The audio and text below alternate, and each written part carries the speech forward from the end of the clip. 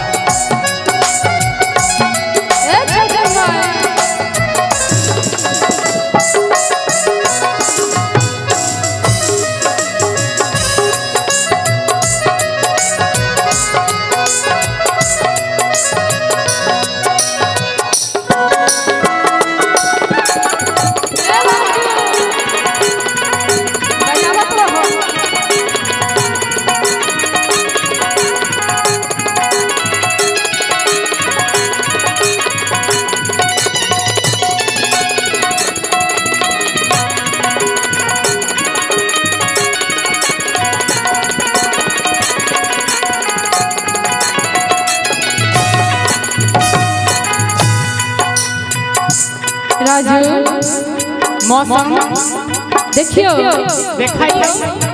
छठी मैया क्या कहते हैं, महिमा अगम अपार से एकटा बढ़ती छठी मैया की ओकर डंडा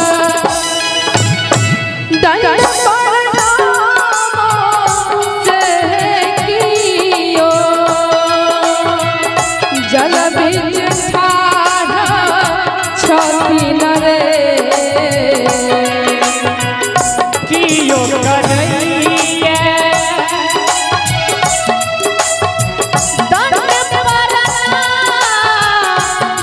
से कियो जल बिच ठाढ़ छठी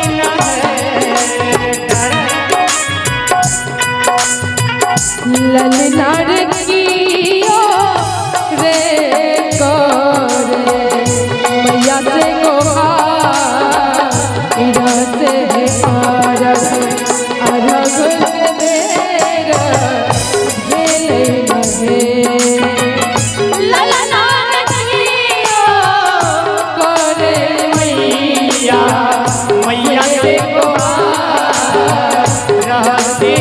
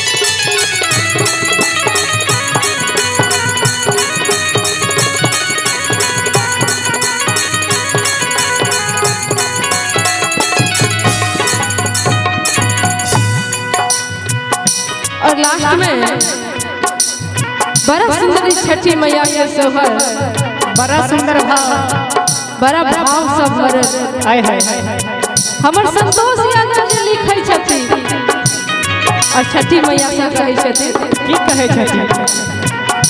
सोहर लिखैये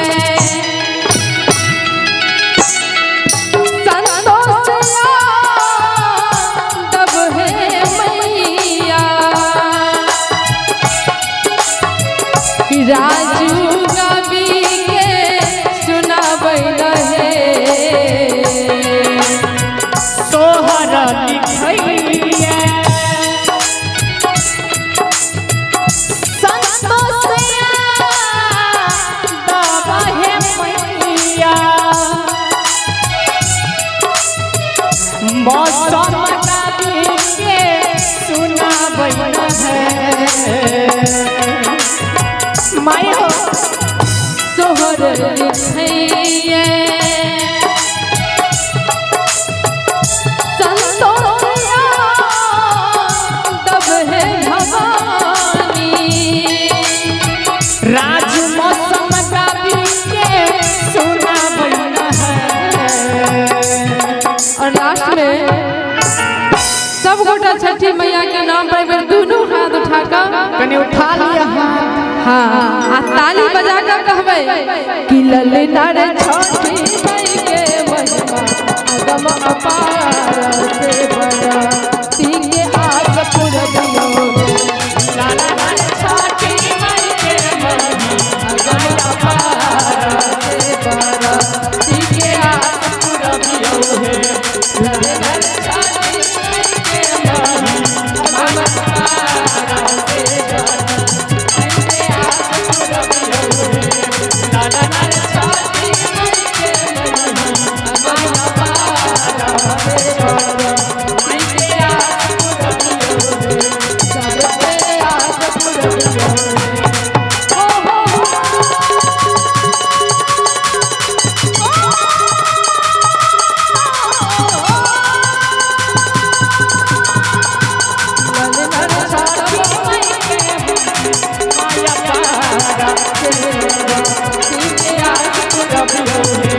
लाला